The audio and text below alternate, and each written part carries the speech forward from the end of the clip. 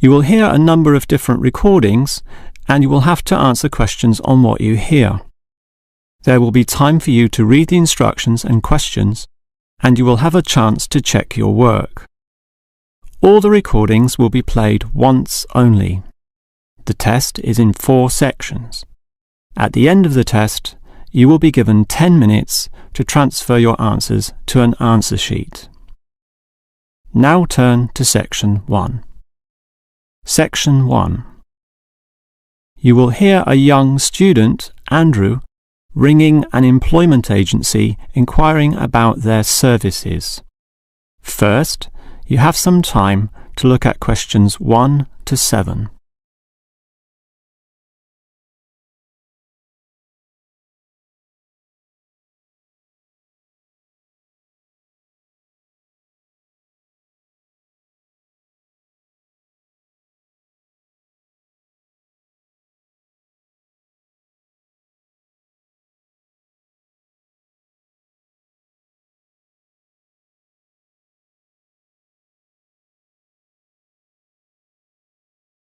You will see that there is an example that has been done for you. On this occasion only, the conversation relating to this will be played first. Hello, is this the AAA employment agency? Yes. Hi, I rang before. My name's Andrew Peterson. I rang you earlier and gave you my personal details. The student's name is Andrew Peterson, so Peterson has been written in the space. Now we shall begin. You should answer the questions as you listen, because you will not hear the recording a second time. Now listen carefully and answer questions 1 to 7. Hello, is this the AAA employment agency? Yes. Hi, I rang before. My name's Andrew Peterson. I rang you earlier and gave you my personal details. If you remember, I'm that student looking for work during the summer holidays. Oh, sure. Actually, I have your file right here. But we still need to add some further information. Yeah, that's what they told me, and that's why I'm ringing. What do you need to know? Well, we have to know your main level of education. It's a degree, I suppose. Yes, but I'm still doing it in engineering. It's quite interesting. Some of my friends are studying computing, though, so I'm interested in that also. Well, I'll just write in your main degree subject, engineering. We usually have a demand in computing, though. Have you worked with computers before? No, I just do some programming for fun at the university, but I almost got a job as a computer designer once. Actually, the only job I've ever had was as a car salesman, believe it or not. Well, at least you've had experience dealing with customers. What about hobbies, though? Sometimes they can help develop useful skills. In my free time I don't do much, mostly study. I play chess occasionally at the university chess club. That's right next to the tennis courts, but I'm not interested in that. Chess helps develop analytical skills, so I'll put that down. Of course, it's your main skills that employers want to know about. What would you say they are? Well, I'm in my 3rd year now, studying electrical machines and generating systems, but I'd say electronics is my best skill, much better than, say, my machine skills, which aren't so good actually. OK, machine skills are in demand, but so too are electronic ones, so we might be able to find you a part-time job in that field. But what sort of money do you expect to get? Oh, anything really. I'd want the standard payment, let's say. What's normal? 1,000 a month? 1,500? I'll just put $1,200, OK? That's fine by me. When can you start? Say, within 2 days? Easily. Actually, less. In fact, just give me a ring and I'll be able to start immediately. Although I admit it'll take me a few days to get used to getting up early in the morning. OK, that's just about it. Unless you'd like to add anything else which may help with your application? Not really. I ride a motorbike, but that's unimportant. I'm friendly, but every applicant claims that, right? I can speak another language. Ah, that might be useful, depending on the language. Is it Chinese? A Chinese speaker would go down well. Spanish, I'm afraid. You see, I grew up with some friends who came from South America. Okay, I'll write that down, but I don't think it will help that much, sorry to say. Before you hear the rest of the conversation, you have some time to look at questions 8 to 10.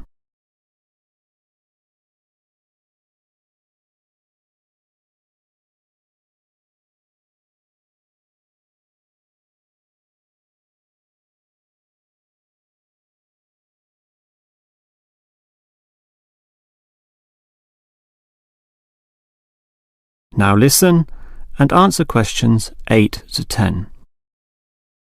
Well, thanks for your help, and hopefully I'll get a job soon.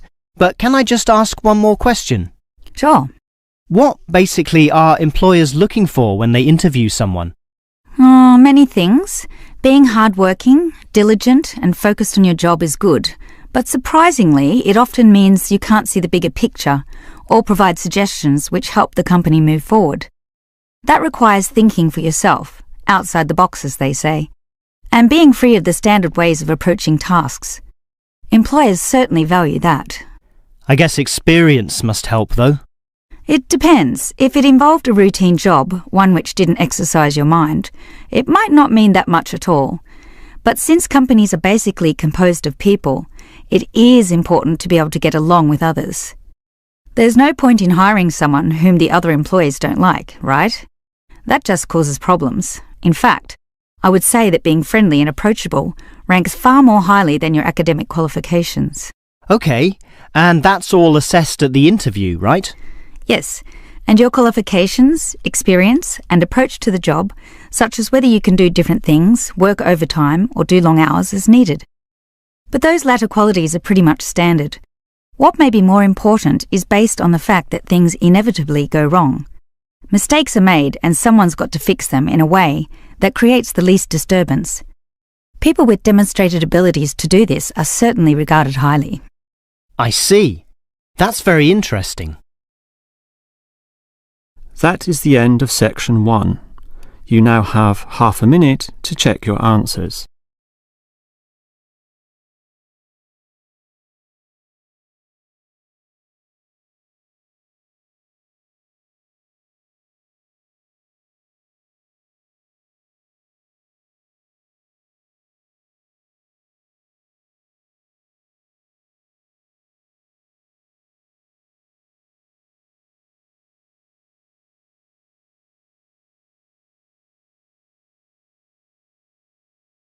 Now turn to section 2.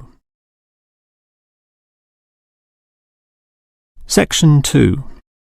You will hear the manager of the fitness centre giving information about the centre to some new customers. First, you have some time to look at questions 11 to 15.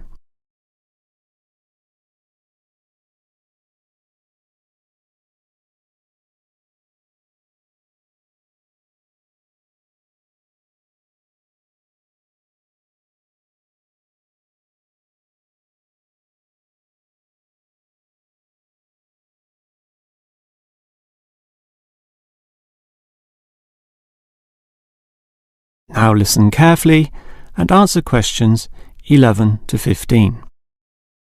Hello everyone, and welcome to the Fit for Life Health Centre, a place which, as the name suggests, is not just for short-term solutions, but rather intends to put you on a sensible and achievable footing for the rest of your life. And that's how we're different. For example, we could immediately put you on a harsh exercise program, expecting you to work out every day, but such a plan would see you quickly lose interest. That's why the initial step is a 1.5 hour consultation in which your lifestyle, current situation, and long-term goals are all thoroughly analysed. Now, an important part of this consultation involves analysing what you eat. There's no point exercising here and losing weight, then putting it all back on later. You will need to show self-control and discipline in your diet, and we'll work on that. Similarly, we'll put you on an exercise regime suitable for your level of fitness. So that will involve a test where we will take you through some activities. Then measure your heart rate and blood pressure to determine how fit you are. This will be monitored during every subsequent consultation, along with your exercise schedule, and that occurs monthly and not half-yearly, as with many other centres. As to our actual exercise machines and programs, you will have to decide whether it is muscle mass, stamina, or general fitness that you want to develop. Think about which of these three you want to target, and we'll design a specific program for you. But remember, bulging muscles aren't necessarily suitable for everyone. Sometimes it's better to think in terms of two simple concepts: muscle definition and stamina, or, if you are female, being fit and healthy, in both mind and body. Before you hear the rest of the talk, you have some time to look at questions 16 to 20.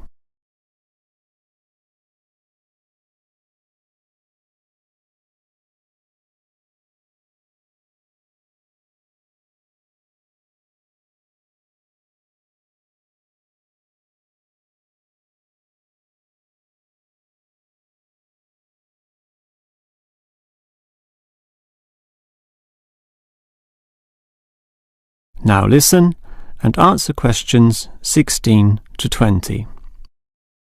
Now, if you're going to work out at this gym, you'll need to think about your reasons for exercising. So let's consider that in more detail. Muscle mass is certainly popular with the guys, probably seeking to impress the girls. And with muscles comes the confidence to do that, right? Well, for that, you'll need our high-stress weight units, where pumping iron is all the rage.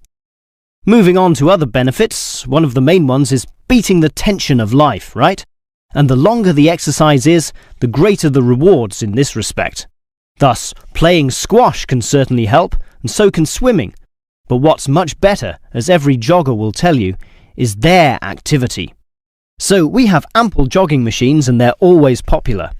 They can provide good fitness too, as can the yoga classes. However, again, let's not forget playing squash, which I would say is the optimum way to improve your general well-being. Such an active, energetic game, plus the competitive element, drives you forward into high levels of health and fitness. These, of course, are the ultimate purposes of being here, but remember, the centre is full of like-minded people, all of whom are interesting to meet and valuable sources of information. The yoga classes have a pre- and post-meeting session, so you'll certainly meet others there, although they'll all be yoga enthusiasts, which limits the range somewhat. But whether doing yoga, swimming or exercising, everyone showers, right? So those facilities are where you'll hear all sorts of interesting conversations and really get to know people. Not like the front desk area, which is mostly empty as patrons go immediately inside to do their exercise.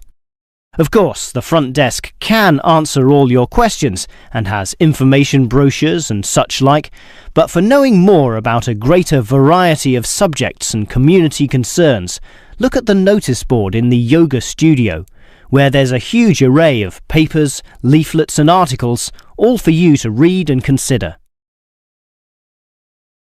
That is the end of section 2. You now have half a minute to check your answers.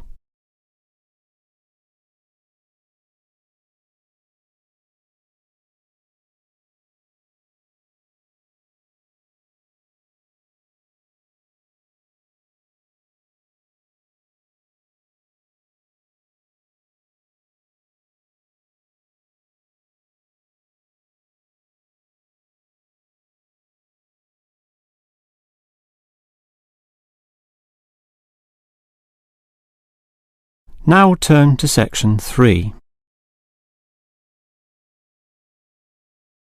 Section 3. You will hear two faculty directors talking about which person in their university to promote. First, you have some time to look at questions 21 to 25.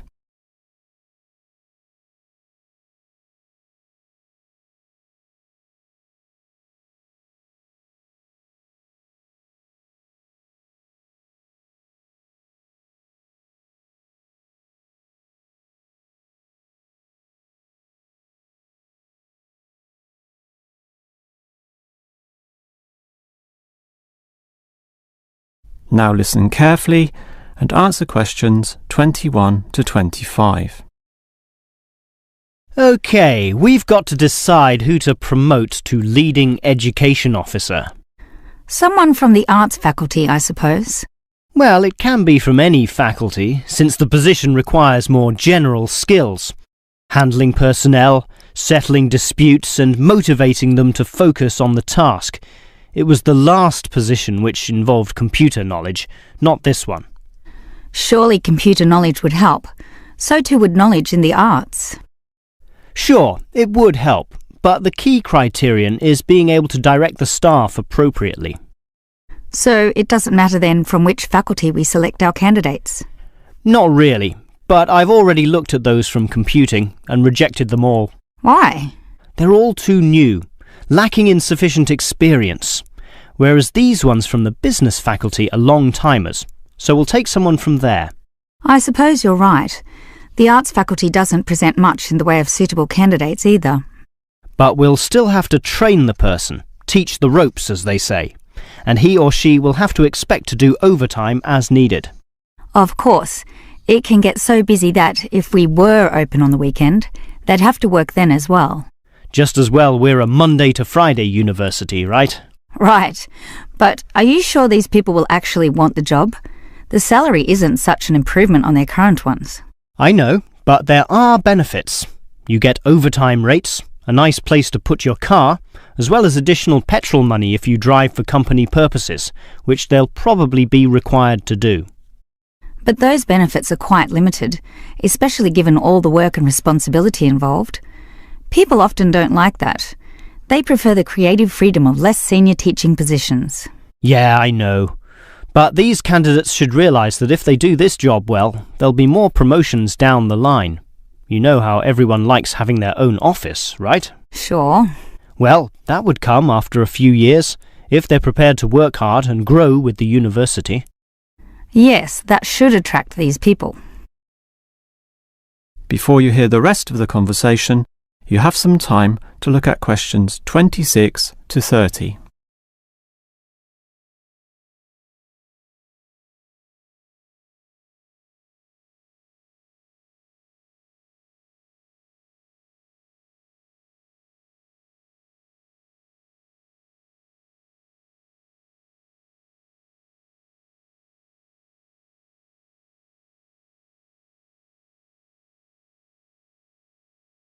Now listen and answer questions 26 to 30. Well, that's enough talk about the job. What about the actual candidates? How many do we have? I've narrowed it down to 4. Just using their first names, that's Stephen, Abdul, Lek and Oscar. As you said, there's quite a bit of experience between them, about 34 years in all. What's the exact breakdown of figures? Abdul and Stephen both have 7 years. Lek has 1 more, and Oscar is the most experienced at 12. But who's the most qualified? Stephen and Abdul have an MBA. Oh, sorry, Abdul's got something called a MBP, some foreign thing which translates as Master of Business Practice. I'm not sure what that is, but does he do the job well? Very well, apparently. Better than Lek and Oscar, who hold a degree and some certificates respectively. But we have to think about any drawbacks. You know, possible issues with any of them. I asked the respective deans for feedback, and I found out that Stephen, the younger one, drinks a bit. So he has a problem with alcohol? No, he never drinks to excess, but at the bar he's often expressed his intention of moving on, of teaching abroad. Ah, he's not stable. Not stable at all, apparently. We'll never know for how long he'll hold the job. We need stable personnel, and people without family problems or sick relatives like the last guy we promoted. What about Abdul then? Will he do? He might do, except his English language ability is limited. It's functional but a bit broken, and meaning is sometimes lost. That's not the problem with the next candidate, Lek, who has good language ability, but this job involves handling people, and his dean says Lek's attitude is bad. In what way? His manners are okay, and he's interested in his job, but he believes there should always be adequate leisure in life. He definitely won't work overtime and complains a lot already about his job. But this last candidate, Oscar, is probably not the right one either. Why not? Not another problem with language. His first language isn't English, but he speaks it well enough. He's stable with a good attitude, but his age is the problem. Age is not a problem. That would be ageism, and I don't believe in that. But with his age comes health problems as well, and serious ones at that. Oh, that might be an issue then. That is the end of section 3. You now have half a minute to check your answers.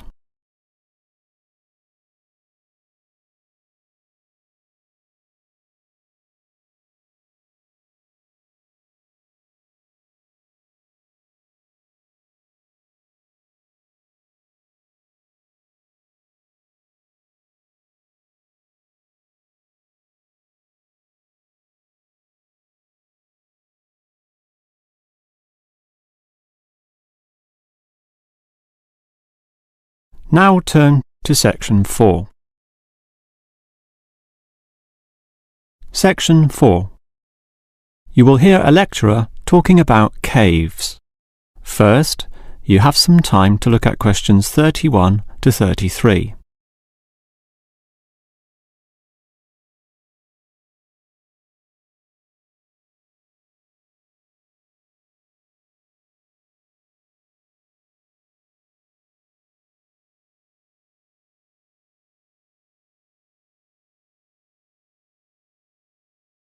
Now listen carefully and answer questions 31 to 33. If there is one natural feature which has long fascinated man, it is caves, those natural underground spaces into which people can enter. No known cave in the world can exist without it being extensively explored.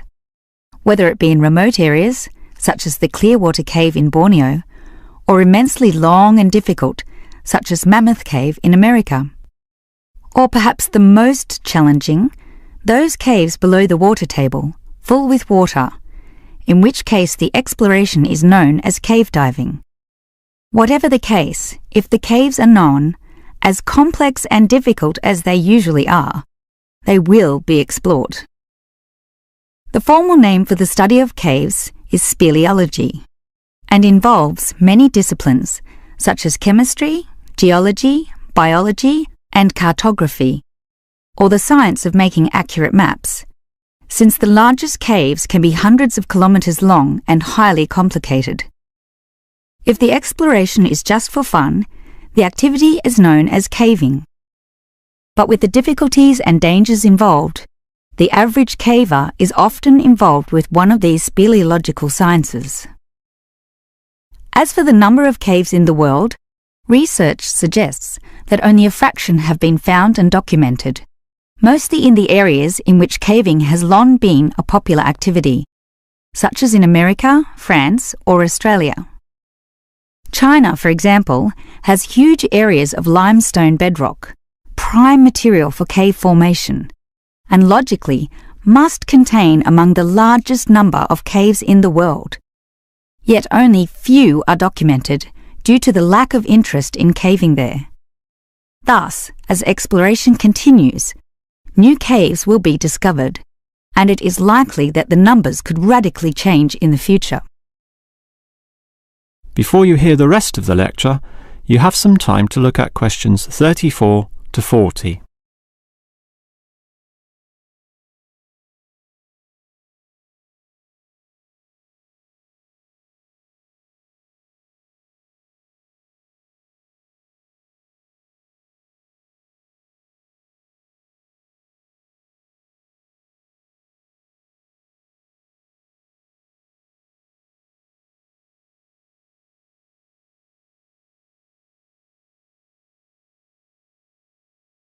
Now listen and answer questions 34 to 40. With caves being such mysterious and intriguing places, the obvious question concerns how they form. The most common cause is the effect of slightly acidic water in a process called dissolution. Here, water seeps into the ground and down through rock masses. If this rock is soluble, the water dissolves some of it, and over time, the passage expands to become a cave or cave system. The largest and most common of these involves limestone, although other materials are possible, including gypsum, marble, and even salt. Now, if the cave is formed at the same time as the rock, it is called a primary cave, and the most common of these are lava tubes. When lava from volcanoes flows downhill, the topmost surface cools and solidifies first, leaving the hotter lava to continue to flow beneath. If most of this eventually flows out, a hollow tube is left. The country, Iceland, has some excellent caves of this type, and even far-flung Australia has a few. Finally, there are sea caves, formed from waves pounding into coastal cliffs and eroding into fault lines or softer rock. These caves are usually the shortest, about 50 metres at most, since the erosive action of the waves can only reach a certain distance. However, it is limestone caves which will always be the most interesting. This is due to the presence of limestone formations. As the groundwater seeps downward through the ceiling of the caves, it encounters a different pressure and temperature, causing it to deposit a small amount of its dissolved calcium carbonate. Over time, through the action of millions of drops, this deposition process results in ever-growing masses, known as stalactites, if hanging from the ceiling, or stalagmites, if growing from the floor. Alternatively, the water may flow over a large surface of rock, forming flowstone, and with other sorts of processes, can result in beautiful milky white formations of astonishing complexity. One of the best examples of this, as well as of what surprising discoveries may yet await, is the Lechu Gila Cave in New Mexico. In the 1950s, some cavers heard the sound of wind underneath some large boulders on the cave floor, a clear sign of a deeper passageway. It took until 1984 for a group of cavers to gain permission to start digging, and 2 years later, in 1986, they broke through into a walkable passageway, unlocking one of the longest cave systems in the world, the deepest in America, and some of the most beautiful formations ever found. Unusually, many of these were yellow with sulfur, suggesting that the caves were a result of hydrogen sulfide from nearby oil deposits. This was forced through fracture lines, combining with existing groundwater to form sulfuric acid, dissolving the limestone from the bottom up instead of the normal top-down seepage which characterizes most limestone cave formations. That is the end of section 4. You now have half a minute to check your answers.